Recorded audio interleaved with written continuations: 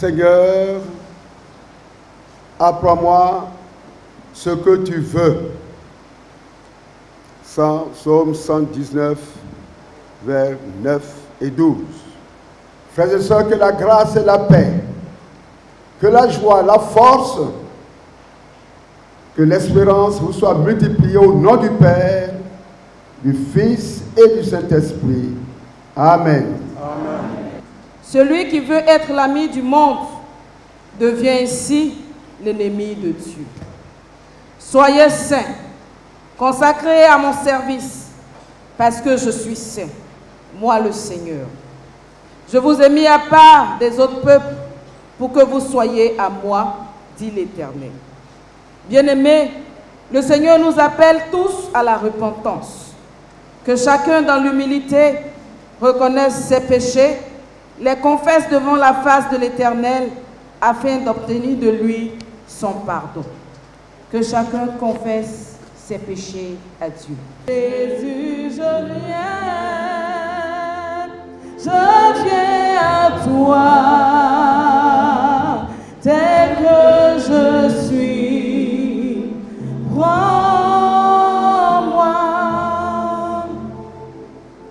Oui, tel que tu es, le Seigneur veut te prendre ce matin, mon frère, ma soeur. Tel que tu es, comme il a dit, venez à moi, vous tous qui êtes fatigués et chargés. Déposez à moi vos fardeaux et moi je vous donnerai du repos. Le Seigneur veut que tu viennes avec le mensonge. Ne le laisse pas à la porte. Le Seigneur veut que tu viennes avec la rancune. Ne le laisse pas à la porte. Le Seigneur veut que tu viennes avec l'orgueil. Ne laisse pas cela à la porte. Viens tel que tu es, avec le vol, l'adultère, l'impudicité. Viens tel que tu es. Lui se chargera de te dépouiller et de faire de toi un homme nouveau, si tu reconnais tes faiblesses. Nous te remercions, toi, le Dieu de la miséricorde, pour ton salut, que tu nous conserves dans ta grâce infinie en Jésus, notre Sauveur. Amen. Bien-aimés, pardonnés par le Seigneur, nous nous tenons tous debout pour proclamer sa gloire en chantant le cantique numéro 931.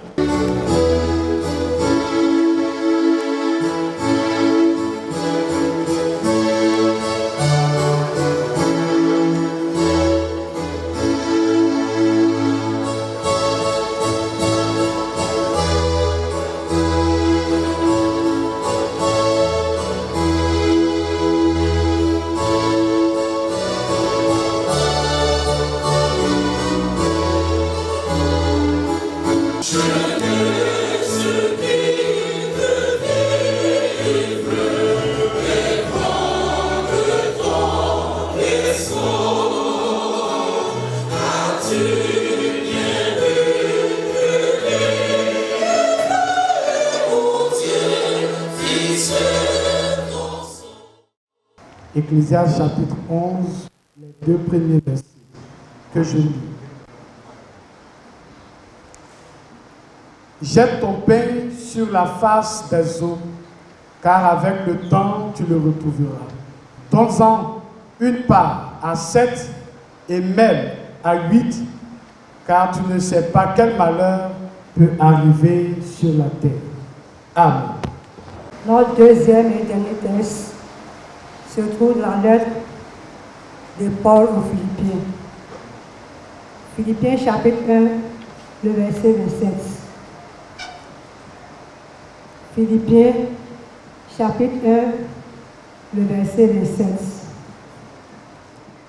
Seulement, conduisez-vous d'une manière digne de l'évangile de Christ, afin que, soit que je vienne vous voir, soit que je reste absent, j'entends dire de vous que vous demeurez ferme dans un même esprit, combattant d'une même âme pour la foi de l'évangile.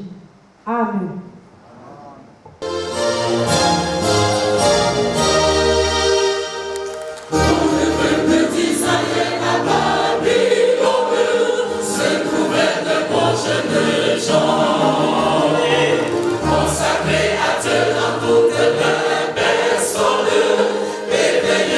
Intelligent.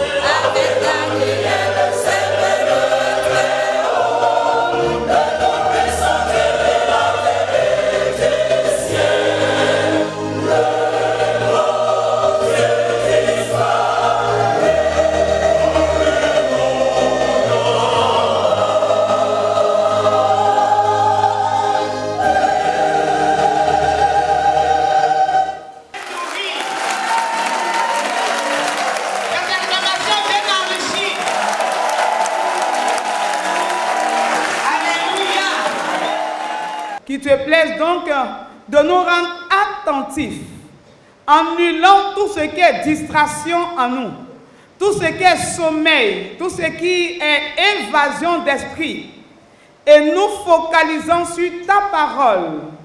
Merci Seigneur, au nom de Jésus. Amen.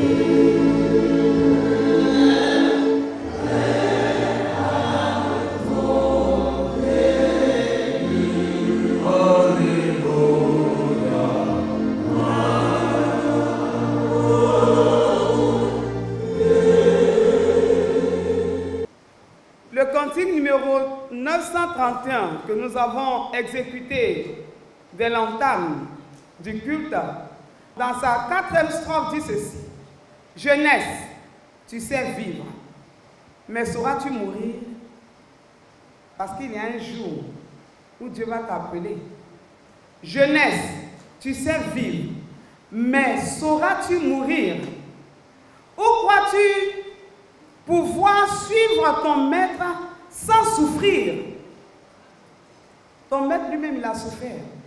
Est-ce que tu penses que sur Jésus, c'est-à-dire sans difficulté, sans souffrance, le propre doit s'apprendre et la mort a ses droits?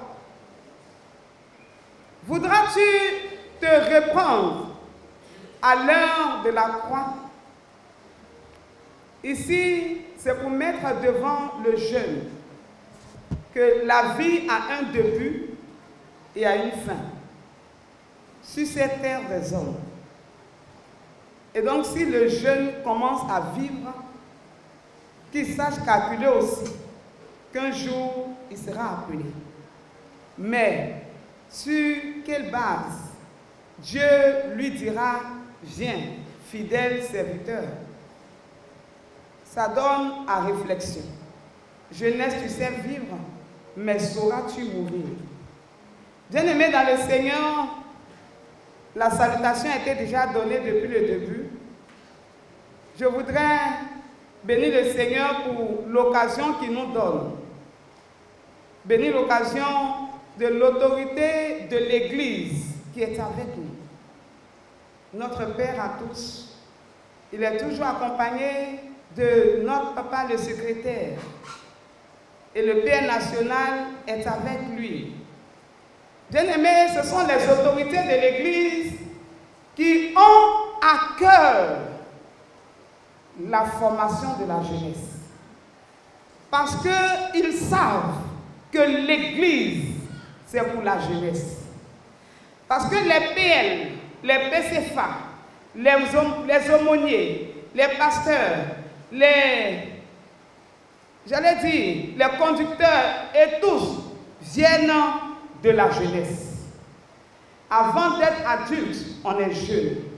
Et donc c'est cette jeunesse qui doit être formée pour que lorsqu'elle sera aux affaires de manière véritable, qu'elle puisse puiser de son trésor les bonnes choses qu'elle a acquises. L'apôtre Paul pouvait dire: gardez le dépôt. Que le dépôt qui est en nous soit utilisé. Amen. Et ce matin, pour faire un clin d'œil au district qui nous reçoit, nous bénissons le Seigneur pour la vie de son surintendant et de tout son staff, pour la vie de cette communauté, son pasteur et tout son staff. Et nous bénissons le Seigneur pour les bras que vous nous avez ouverts. Le thème que nous voulons donner à notre message de ce matin, c'est le pain à la surface des eaux.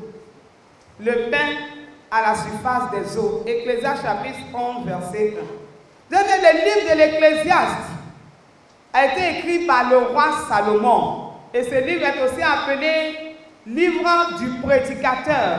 Parce que Ecclésiaste, c'est le prédicateur.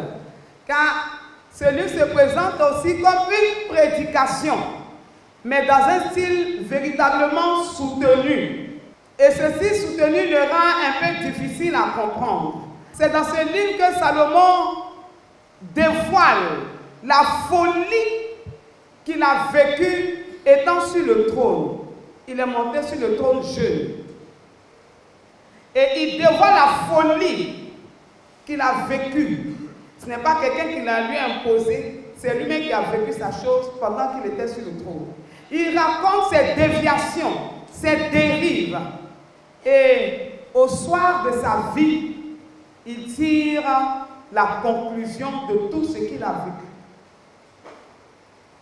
De tout ce qu'il a connu. Et cette conclusion commence dans le chapitre 1 de l'Ecclésiaste et dans le chapitre 12 de l'Ecclésiaste. Dans le chapitre 1, le verset 2, il dit quoi? Vanité, vanité, tout est et poursuit de vent. Vanité des vanités, tout est vanité et poursuite de vent. La chorale a chanté ça tout à l'heure en Haïti. Et dans le chapitre 12, les versets 15 et 16, il va dire, la conclusion c'est craindre Dieu et observer ses commandements. Il dit craindre Dieu et observer ses commandements, c'est là ce que doit faire tout homme. Car Dieu amène toute chose, toute œuvre en jugement au sujet de tout ce qui est caché, soit bien, soit mal. Parce que tout est vanité, ce qui va rester au jugement, c'est ce que Dieu lui-même va imposer. C'est pourquoi il faut le craindre, parce qu'il va amener toutes choses en jugement. Le prédicateur donne dans ce chapitre que nous avons lu, il donne 7 enseignements. Et le texte principal, n'est-ce pas, des versets 1 et 2 que nous avons lus, nous allons voir 2 de ces enseignements-là. Le premier enseignement, il dit, jette ton pain à la surface des eaux. Jette ton pain à la surface des eaux. Et il va dire, car tu ne sais pas quel malheur peut arriver sur la terre. Jette ton pain à la surface des eaux. L'homme est invité à répandre sans distinction sa propre nourriture. Il est exhorté à répandre cela sur la face des eaux. Bien-aimé, n'est-ce pas là une folie? Que ma nourriture que je vais manger, j'aille jeter ça dans la rivière, dans le marigot. Est-ce qu'on peut encore le retrouver? Mais cet homme demande qu'on jette notre pain, notre nourriture, notre subsistance, qu'on jette cela à la surface des eaux. Car avec le temps, nous le retrouverons. Voilà. Car avec le temps, nous le retrouverons. Comment est-ce que ce qui est perdu peut être retrouvé? Bien aimé, s'il le dit, c'est que quelque part, on peut le retrouver. Amen. Les eaux sont le milieu le moins approprié ou le moins indiqué pour jeter notre pain. Si l'on veut le retrouver, en agissant ainsi, c'est perdre son pain, sa nourriture ou encore sa source de subsistance. Trouvons d'abord dans ce contexte ce que peut bien signifier le pain que nous devons répandre. Bien-aimé, ce pain n'est pas le pain matériel que nous mangeons, même si Par la suite, on peut parler du pain matériel et trouver une raison valable pour laquelle nous devons jeter cela dans l'eau. Mais pour l'heure, le pain dont il s'agit ici, c'est la parole de Dieu. Alléluia. C'est la nourriture que nous avons. C'est la parole de Dieu. Jeter à la face des eaux. Les eaux représentent ici le monde. Le monde qui a faim. Le monde qui est en manque. Le monde qui a des besoins. Et la solution du monde, toi, chrétien, tu l'as. Donc, va déposer cette nourriture sur la face des eaux, qui est le monde. Il s'agit ici, puisque c'est une prédication, et que l'Ecclésiaste, après avoir vécu tout ce qu'il a voulu, il a compris des choses, il faut donner, il faut livrer cela à ceux qui n'ont pas encore compris. Donc, c'est une prédication d'évangélisation que l'Ecclésiaste donne. Jette ton pain à la face des eaux. Dépose cette nourriture précieuse, qu'est la parole de Dieu, dépose-la dans le monde, pour que le monde qui a faim, le monde qui ne sait comment se nourrir, c'est-à-dire qui ne sait comment venir à Dieu, que ce monde, n'est-ce pas, puisse trouver la voie et venir au Seigneur. Le pain donc c'est la parole et les eaux c'est le monde. L'état confus du monde qui ne semble pas être fait pour recevoir cette parole. Le pain sur la face des eaux, le pain en contact avec l'eau s'effrite et disparaît. Le pain est emporté par les poissons. L'ignorance absolue du monde où nous sommes engloutit la parole que nous lançons. Quand la parole arrive dans le monde, elle est critiquée. On se moque d'elle. On n'y prête pas attention. C'est le pain qui s'effrite dans l'eau. Alors que ce pain qui est précieux pour soi doit être partagé au risque d'être englouti. Et cela n'est pas encourageant. Voici ce qu'on dit quand la parole est jetée dans le monde. Je suis fatigué de vous entendre. Vous aimez trop ça. C'est vous ceux que Dieu a visités. C'est vous ceux qui connaissez Dieu. Gardez ça pour vous. Ne nous embêtez pas. C'est ces paroles qui sont dites. Ça ne doit pas nous amener à conserver ce pain. Nous devons toujours chercher à jeter. Parce que dans ce milieu, au moins une personne va l'entendre. Ce monde peut être aussi comparé à la jeunesse. Cette jeunesse, selon notre propre langage, qui n'a pas de repère. Cette jeunesse qui est en train de se chercher à perpétuité. Cette jeunesse qui pense qu'elle va demeurer toujours jeune, qui ne veut pas prendre conscience. Cette jeunesse est aussi comparée à ce monde tumultueux. Mais ton pain, qui est ta nourriture, doit être jeté aussi à cette jeunesse. Qu'est-ce que nous entendons quand la jeunesse demeure dans cette position et quand on lui parle et qu'il n'y a pas de changement? Qu'est-ce que nous entendons lorsque on encourage à jeter le pain à la surface? Je suis fatigué de lui ou je suis fatigué d'elle. Les jeunes n'écoutent pas. Ces jeunes, qu'est-ce qu'on n'a pas fait pour eux? Qu'est-ce qu'on ne leur a pas donné? Sur le plan matériel, sur le plan financier, on a même financé des projets pour eux. Qu'est-ce qu'on veut encore? Qu'est-ce qu'ils veulent encore? Qu'est-ce qu'on doit encore leur donner? On est fatigué d'eux. On entend ces choses. On va jusqu'à dire, ils pensent qu'on cueille l'argent. Est-ce qu'il y a une nappe d'argent dans l'église, on cueille et puis toujours on va leur donner? Où est le retour de ce qu'on leur a donné pour investir? Rien. Et donc, on entend toutes ces choses et c'est à juste titre. C'est à juste titre.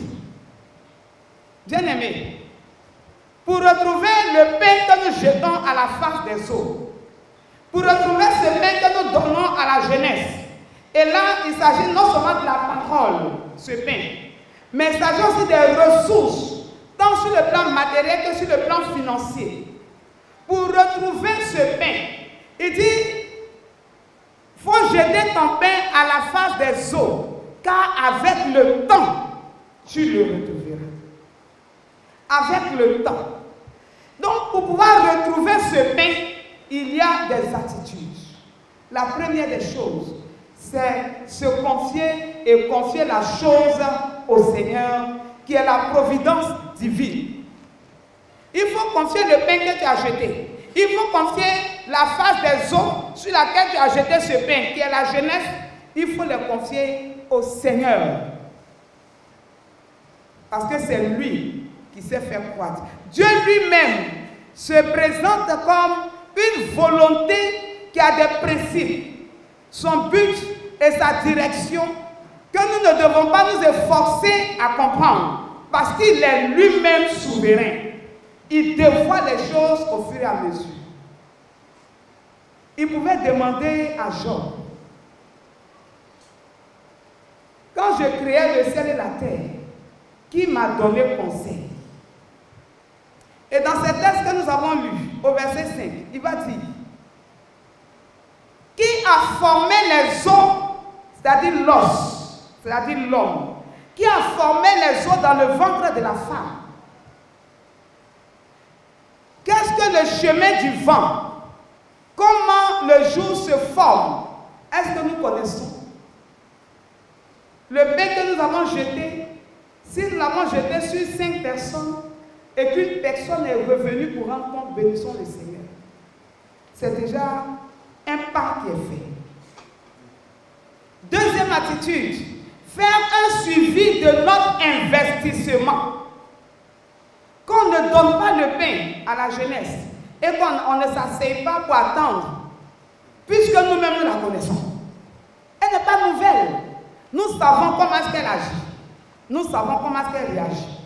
Que nous la suivions, que nous soyons la police derrière elle. Demain, elle sera la police derrière un autre jeune. C'est ainsi. Donc, faire un suivi. Il faut savoir tirer leçon de nos échecs. Si échec il y a, nous ne pouvons pas abandonner. La parole doit être toujours répandue. Troisième attitude, la patience. Car c'est un jour où, avec le temps, que l'on va retrouver le pain qui est jeté à la surface. Elle va s'enraciner dans le jeûne. Et l'on aura gagné un élu du Seigneur, un responsable de l'Église. Il faut donc faire confiance à Dieu qui amènera l'impossible au possible. Amen. Que les eaux à qui cette semence est répandue soient aussi réceptrices. Les jeunes, soyez récepteurs. Que ce qu'on a jeté en votre sein ne disparaisse pas. Que ça ne s'effrite pas à jamais. Parce que demain, vous serez à la place de ses parents, de ses responsables de l'Église, et vous verrez la nouvelle génération agir ainsi. Vous allez les condamner. Mais pendant que vous serez en train de les condamner, Dieu va vous condamner au double. Parce que vous avez agi ainsi. Vous avez commencé. C'est votre héritage. Donc ce qui est jeté au milieu de vous, sachez le saisir et sachez l'utiliser. Jeunesse, pendant que tous font preuve de patience et de confiance, il t'est demandé de redoubler d'efforts pour saisir les opportunités qui te sont offertes, tant dans l'Église que dans la société. Année de la jeunesse. Quels sont les jeunes qui ont présenté leur projet et qui ont une réponse, même si le financement n'est pas encore venu? Que quelqu'un lève la main, je le vois. Qu'un jeune lève sa main. Après, on va dire, il donne salaire par an. Mais ça a été dit. Est-ce que tu as fait un pas? Des opportunités sont données. Et dans l'église, et dans la société. Tu les saisis comment? Tu les saisis comment? Travail. Oui, travail.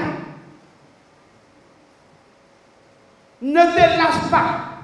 Continue, avance. Bien-aimé, le pain à la surface des eaux, les poissons les mangent. Et quand l'Ecclésiaste dit, car avec le temps tu le retrouveras, le poisson va grossir. Toi, tu vas aller le pêcher et tu vas le manger. Voici ton pain que tu as jeté, que tu es en train de manger. Le pain t'est revenu. Parce que j'ai l'habitude de dire que si Dieu fait grossir les animaux, ce n'est pas pourquoi on les regarde et puis on dit, hey, le poulet là, il est bien gros, bien dodu, c'est intéressant ça. Non. C'est pour que toi, tu puisses le manger. Dieu fait grossir les animaux pour l'homme.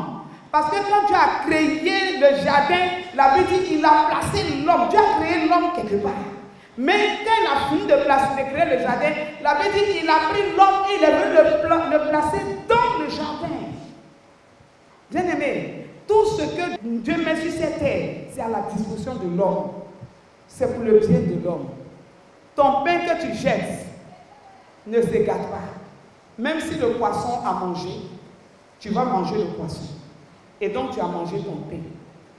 Parce que le pain, c'est la subsistance. Le pain, c'est la provision. Le pain, c'est la nourriture. Alléluia. Ça ne se perd pas. À l'homme de mettre ses ressources au service de tous et à Dieu qui répand sa grâce divine. Les choses sont bien partagées. Dieu répand sa grâce. Toi, ce qu'il t'a donné permet que l'autre puisse en bénéficier. Pour la jeunesse, Paul recommande que vous vous conduisez de manière digne de l'évangile de Christ dans Éphésiens, dans Philippiens que nous avons lu, chapitre 1, le verset 27. Que vous vous conduisez digne, de manière digne de l'évangile de Christ, afin qu'on entende dire de vous que vous demeuriez ferme dans un même esprit, combattant dans une même foi. Bien-aimé, quand au niveau de la jeunesse, il y a bagarre, est-ce qu'on peut dire que vous êtes convertis? Connaissez-vous le Seigneur? Savez-vous qui il est? Les parents crient, les parents pleurent, mais qu'est-ce qui est devenu notre jeunesse? Même dans l'église, on se bat. Ce sont des choses qui doivent changer. Conduisez-vous de manière digne du Seigneur, de manière digne de l'évangile de Jésus-Christ. On n'a pas dit simplement de l'évangile, parce que l'évangile, c'est la bonne nouvelle. Si mon enfant vient me dire j'ai eu mon bac, c'est la bonne nouvelle, c'est un évangile pour moi.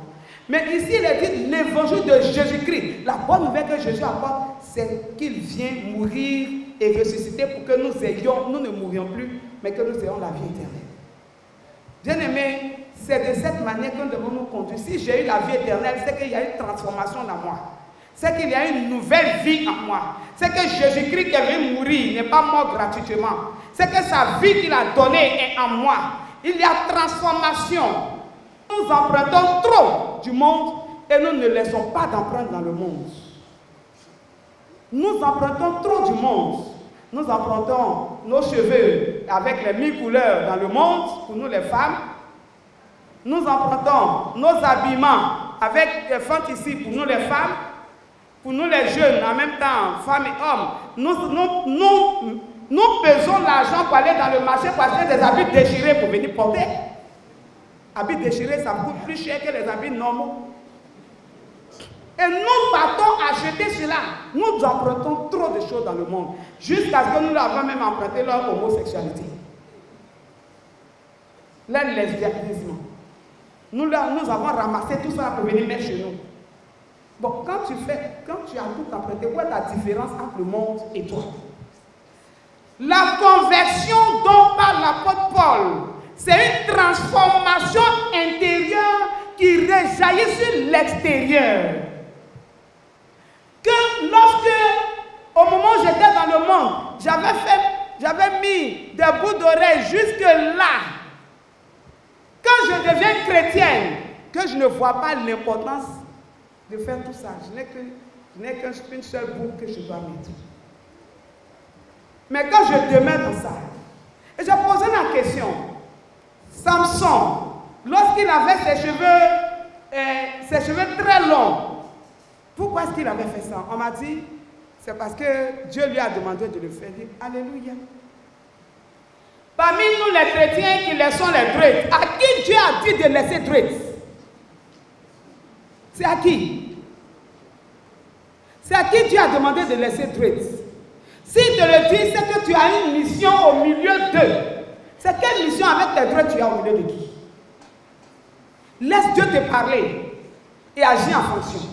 Sinon, ta conversion doit rejaillir sur tout ton être. Sinon, tu n'es pas chrétien. Sinon, tu n'es pas chrétien. Laissons Dieu transformer nos vies. Ne transformons pas nous-mêmes nos vies. Laissons Dieu la transformer. Jeunesse, laissons Dieu transformer nos vies.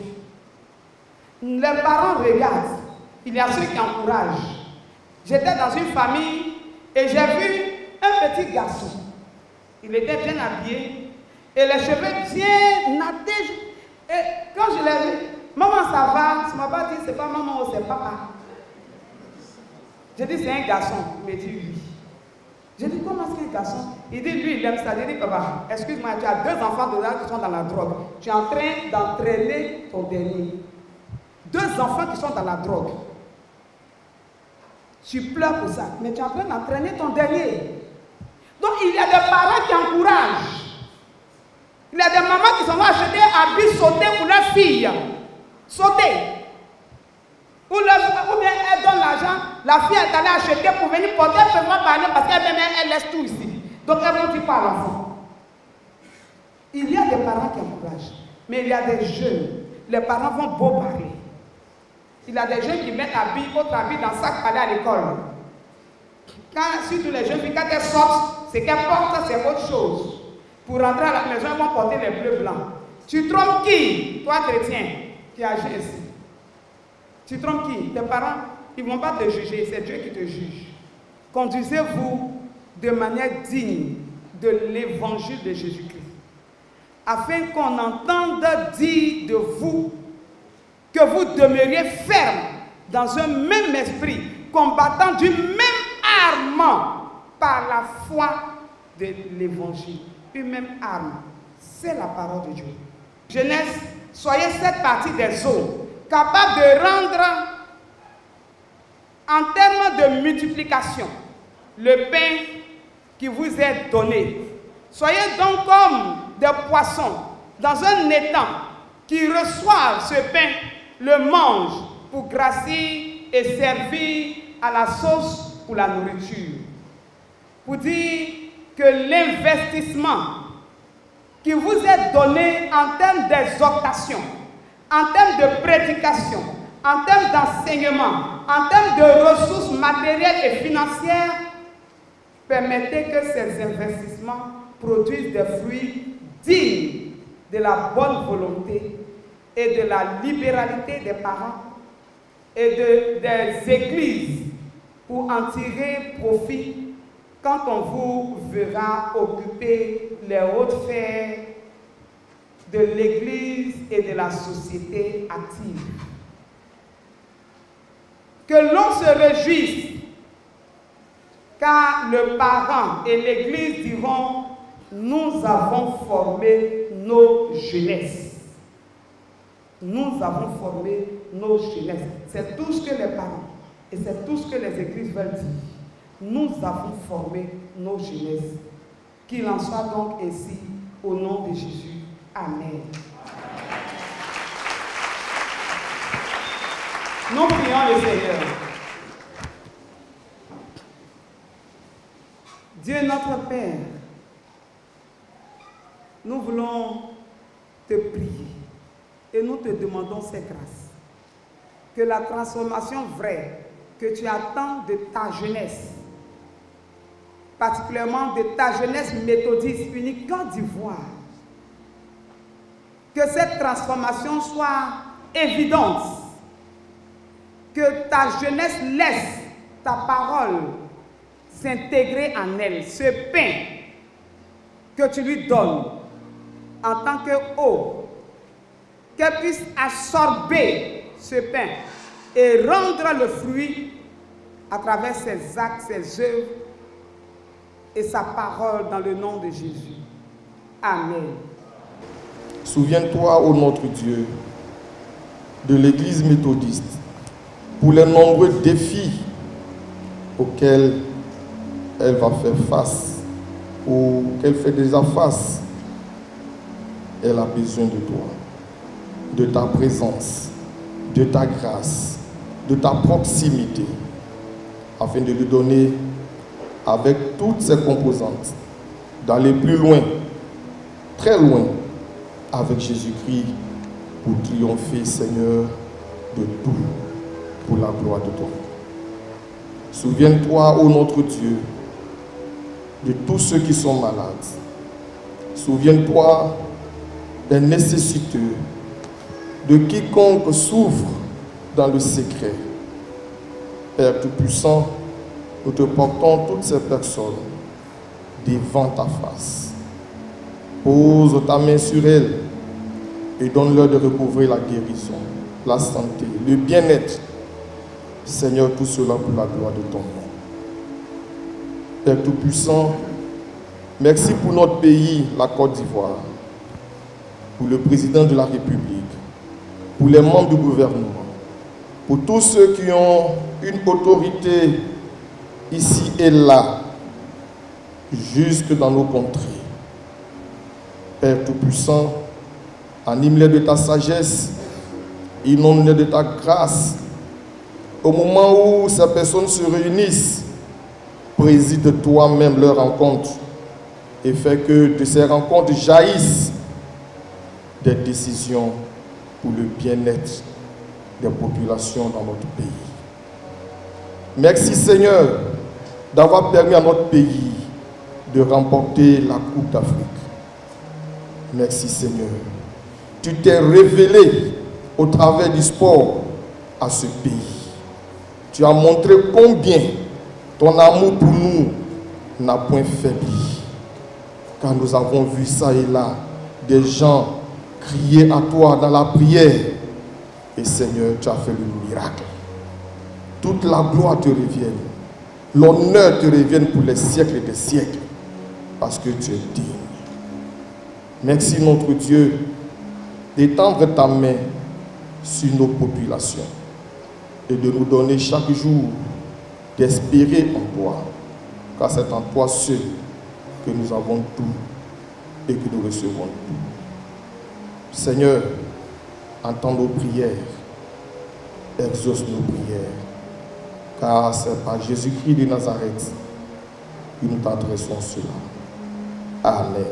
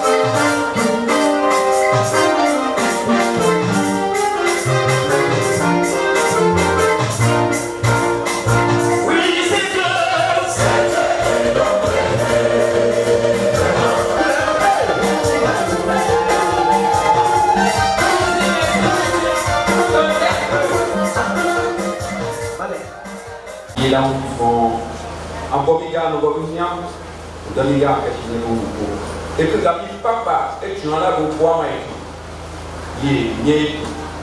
vous pouvez les écrans et vous il y a des hommes qui m'ont dit nous pouvons rien pour donner à et les gens et vous pouvez là.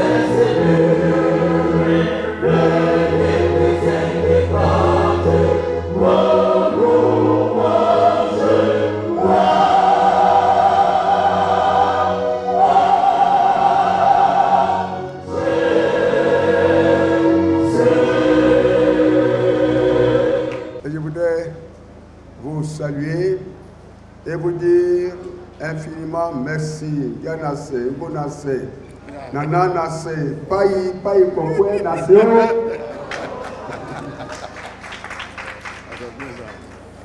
Merci beaucoup pour ce que vous avez fait en accueillant ici les états généraux de la jeunesse.